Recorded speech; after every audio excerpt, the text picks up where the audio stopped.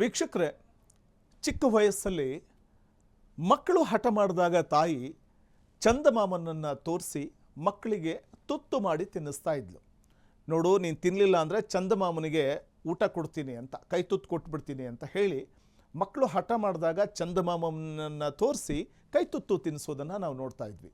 ವೀಕ್ಷಕರೇ, ಇವತ್ತಿನ ಮುಂದುವರಿದ ಕಾಲಮಾನದಲ್ಲಿ ವೈಜ್ಞಾನಿಕವಾಗಿ ಆಧುನಿಕತೆಯ ನಾಗಾಲೋಟದಲ್ಲಿ ಇವತ್ತಿನ ದಿನಮಾನದಲ್ಲಿ ಭೂಮಿಯ ಮೇಲೆಯೇ ಒಂದು ಸಣ್ಣ ಫ್ಯಾಕ್ಟ್ರಿ ಕಟ್ಟೋದು ಎಷ್ಟು ದೊಡ್ಡ ಕಷ್ಟದ ಕೆಲಸ ಅಂತ ನಮಗೆಲ್ಲ ಗೊತ್ತಿರುವಾಗ, ಚಂದ್ರನ ಮೇಲೆ ಕಾರ್ಖಾನೆಯನ್ನು ನಿರ್ಮಿಸೋದು ಅಂದರೆ ಅದು ನಿಜಕ್ಕೂ ತಲೆ ತಿರುಗಿಸುವ ವಿಚಾರವೇ ಸರಿ.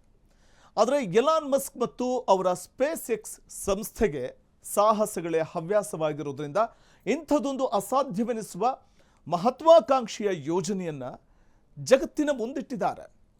ನಭೋಮಂಡಲದಲ್ಲಿ ಕಾರ್ಖಾನೆ ಕಟ್ಟುವುದು ಅಂದರೆ ಸುಮ್ಮನೆ ಮಾತಾ? ಅಲ್ಲಿ ಗಾಳಿ ಇಲ್ಲ, ನೀರಿಲ್ಲ, ಭೂಮಿಯಂತೆ ಗುರುತ್ವಾಕರ್ಷಣೆಯ ಬಲವೂ ಇಲ್ಲ. ಇಷ್ಟೆಲ್ಲ ಸವಾಲುಗಳಿದ್ರೂ ನಕ್ಷತ್ರಗಳ ನಡುವೆ ಮಾನವನ ಹೊಸ ಸಾಮ್ರಾಜ್ಯವನ್ನು ನಿರ್ಮಿಸುವ ಕನಸು ಕಾಣ್ತಾ ಇರೋ ಮಸ್ಕ್ ಚಂದ್ರನ ಮೇಲೆಯೇ ಯಂತ್ರಗಳು ಮತ್ತು ರಾಕೆಟ್ಗಳನ್ನು ತಯಾರಿಸುವ ತಂತ್ರಜ್ಞಾನಕ್ಕೆ ಕೈ ಹಾಕಿದ್ದಾರೆ.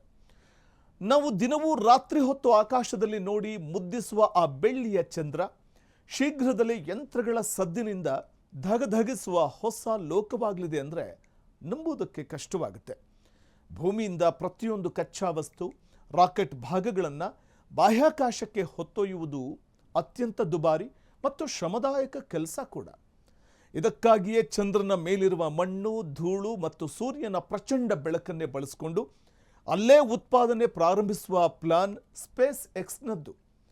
ಚಂದ್ರನ ಮಣ್ಣಿನಲ್ಲಿರುವ ಅಲ್ಯೂಮಿನಿಯಂ, ಸಿಲಿಕಾನ್ ಮತ್ತು ಆಕ್ಸಿಜನ್ನಂತಹ ಮುಖ್ಯಾಂಶಗಳನ್ನು ಬೇರ್ಪಡಿಸಿ 3D ಪ್ರಿಂಟಿಂಗ್ ತಂತ್ರಜ್ಞಾನದ ಮೂಲಕ ಕಟ್ಟಡ ಹಾಗೂ ಯಂತ್ರದ ಭಾಗಗಳನ್ನು ನಿರ್ಮಿಸುವ ಯೋಜನೆ ಇದು.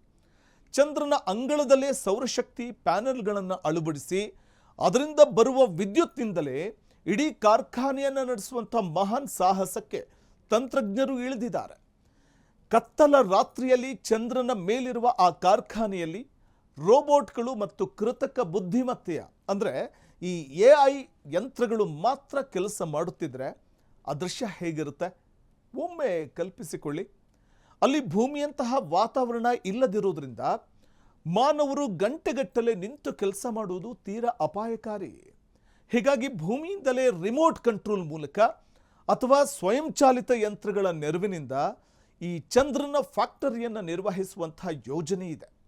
ಅಲ್ಲಿ ನಿರ್ಮಾಣವಾಗುವ ಕಾರ್ಖಾನೆಯು ಬರೀ ಚಂದ್ರನಿಗೆ ಮಾತ್ರ ಸೀಮಿತವಾಗಿರುವುದಿಲ್ಲ, ಬದಲಿಗೆ ಮಂಗಳ ಗ್ರಹ ಅಥವಾ ಧೂಮಕೇತುಗಳ ಕಡೆಗೆ ಹೊರಡುವ ಬೃಹತ್ ಬಾಹ್ಯಾಕಾಶ ನೌಕೆಗಳಿಗೆ ಬೇಕಾಗುವ ಇಂಧನ ಮತ್ತು ಬಿಡಿ ಭಾಗಗಳನ್ನು ಪೂರೈಸುವ ಮುಖ್ಯ ಕೇಂದ್ರವಾಗಲಿದೆ. ಅಂದರೆ ಚಂದ್ರನ ಮೇಲಿನ ಈ ಕಾರ್ಖಾನೆಯು ಬಾಹ್ಯಾಕಾಶದ ಪೆಟ್ರೋಲ್ ಬಂಕ್ ಮತ್ತು ಗ್ಯಾರೇಜ್ ರೀತಿ ಕೆಲಸ ಮಾಡಲಿದೆ. ವೀಕ್ಷಕರ, ವಿಜ್ಞಾನದ ಕಾಲ್ಪನಿಕ ಸಿನಿಮಾಗಳಲ್ಲಿ ನಾವು ನೋಡ್ತಾ ಇದ್ದ ಅದ್ಭುತ ದೃಶ್ಯಗಳು ಈಗ ನಮ್ಮ ಕಣ್ಣೆದುರೇ ವಾಸ್ತವಕ್ಕೆ ತಿರುಗುತ್ತಿರೋದು ನಭೋಮಂಡಲದ ಕೌತುಕವನ್ನು ಮತ್ತಷ್ಟು ಹೆಚ್ಚಿಸಿದೆ. ಈ ಯೋಜನೆ ಯಶಸ್ವಿಯಾದರೆ ಭೂಮಿಯ ಮೇಲಿನ ಪರಿಸರ ಮಾಲಿನ್ಯವನ್ನು ಕಡಿಮೆ ಮಾಡೋದಕ್ಕೆ ನಮಗೆ ದೊಡ್ಡ ಅವಕಾಶ ಸಿಕ್ಕಂತಾಗುತ್ತೆ. ಯಾಕಂದರೆ ಭೂಮಿಯಲ್ಲಿ ಮಾಡುವಂಥ ಅಪಾಯಕಾರಿ ಕೈಗಾರಿಕಾ ಉತ್ಪಾದನೆಗಳನ್ನು ಮುಂಬರುವ ದಿನಗಳಲ್ಲಿ ಬಾಹ್ಯಾಕಾಶಕ್ಕೆ ಸ್ಥಳಾಂತರಿಸಬಹುದು. ಮೈಲುಗಟ್ಟಲೆ ದೂರದಲ್ಲಿರೋ ಚಂದ್ರನ ಅಂಗಳದಲ್ಲಿ ರಾಕೆಟ್ಗಳು ಇಳಿದು ಏರುವ ಯಂತ್ರಗಳು ನಿರಂತರವಾಗಿ ಕೆಲಸ ಮಾಡುವಂಥ ಈ ವಿಚಿತ್ರ ಪ್ರಪಂಚ ಶೀಘ್ರದಲ್ಲೇ ಕಣ್ಣು ತೆರೆಯಲಿದೆ. ನಭೋಮಂಡಲದಲ್ಲಿ ಫ್ಯಾಕ್ಟರಿ ಕಟ್ಟೋದು ಬರೀ ಯಂತ್ರಗಳ ಆಟವಲ್ಲ, ಅದು ಮಾನವ ಕುಲ ತನ್ನ ಗಡಿಯನ್ನು ದಾಟಿ ಇಡೀ ಬ್ರಹ್ಮಾಂಡಕ್ಕೆ ಕಾಲಿಡ್ತಿರುವಂತಹ ಹೊಸ ಅಧ್ಯಾಯದ ಸಂಕೇತವಾಗಿದೆ.